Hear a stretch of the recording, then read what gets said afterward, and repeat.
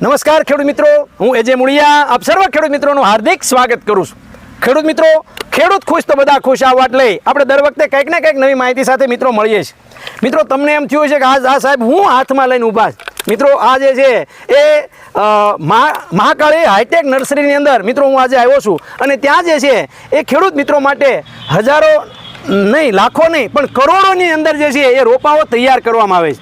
અને ખેડૂત મિત્રોને જે છે એ જે વેરાયટીઝ હોય, જે હાલના સમયગાળાની અંદર જે ખ્યાતનામ વેરાયટીઓ જુદા જુદા વિસ્તારની અંદર છે એવી તમામ વેરાયટીઓનો રોપ એ મિત્રો અહીંયા તૈયાર કરવામાં આવ્યો છે. મિત્રો રોપ તો બધા તૈયાર કરે છે, પણ રોપ જે છે એ કેવી રીતનો તૈયાર કરવામાં આવે છે, આ રોપની શું ખાસિયતો છે અને અહીંયા જે છે એ ખેડૂતો શા માટે રોપા લઈ જાય છે એની વાત આપણે પ્રવીણભાઈ પાસેથી જાણીએ. પ્રવીણભાઈ આપનો પરિચય ને ત્યારબાદ અમારા ખેડૂત મિત્રો દ્વારા આ વર્ષે મરસીના કેટલા રોપાઓ તૈયાર કર્યા છે અને તમે રોપા તૈયાર કરવામાં કેવી કેવી કાળજી રાખો છો અને ખેડૂતોને જે છે કેવી રીતના રોપા પહોંચાડશો. મારું નામ છે મેટાળિયા પ્રવીણભાઈ રામસિંહભાઈ, ગામ પાંચવડા, તાલુકો ચોટીલા, જિલ્લો સુરેન્દ્રનગર. મારો મોબાઈલ નંબર છે 63 545 18 599. હવે આ વખતે મરસીના કેટલા રોપા અંદાજે તૈયાર કર્યા હશે, કેટલી નર્સરીઓ દ્વારા? મરસીમાં સાહેબ મારી પાસે પાંચવડા ગામમાં ટોટલ 3 બ્રાન્ચ છે. હા, બરોબર છે. આપણે જૂની બ્રાન્ચ છે ત્યાં નર્સરીમાં રોપા તૈયાર કરવામાં આવે છે. હા, બરોબર. અને રોડે અત્યારે જે નવી નર્સરી બનાવી ત્યાં સેલિંગ કરે છે. બરોબર છે. હા. અંદાજિત કેટલા રોપાઓ તૈયાર થયા હશે? અંદાજિત અત્યારે હાલ જે ચોપવા લાયક રોપા છે 35 થી 40 લાખ રોપા. 35 થી 40 લાખ રોપાઓ અત્યારે કમ્પ્લીટ તૈયાર છે. અને બીજું વાવણી ટાઈમનો રોપ પાછો તૈયાર થતો આવે છે.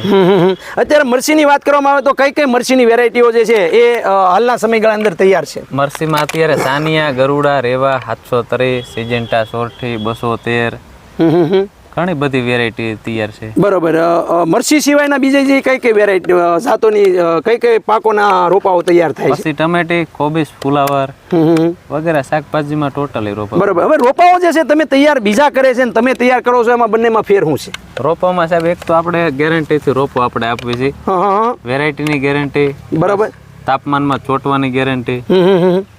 અને રોપમાં જે ગ્રીનરી જે છે ને એ ગ્રીનરી તમને બીજી ક્યાંય તમને જોવા નહીં મળે. બરોબર છે. મિત્રો આની આપણે ગ્રીનરી જોઈ રહ્યા છીએ કે આની ગ્રીનરી જે છે એ કંઈક અલગ છે. હવે આ રોપાઓની અંદર જે છે એ કેવો રોપો જે છે એ ખેડૂતોએ વાવવો જોઈએ? રોપો ખેડૂતોનો વધીને 35 દિનનો રોપો હોય ને એ છોપવા લાયક ગણાય. બરોબર છે.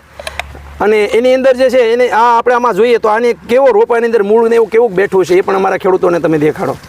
મિત્રો આ જે છે એ આ રીતનો રોપો તૈયાર કરો અને આને જે છે એ સીધો જ રોપવામાં આવે તો મિત્રો સીધો રોપ જે છે સોંટી જાય છે. તો જે આપણે કહેવામાં આવે કે ભાઈ આ કોકોપીટ દ્વારા જે તૈયાર કરવામાં આવેલા રોપાઓ જે છે એ અન્ય રોપાઓ કરતાં કેમ અલગ પડે છે? આપણે જે કેરાના રોપા હોય સાહેબ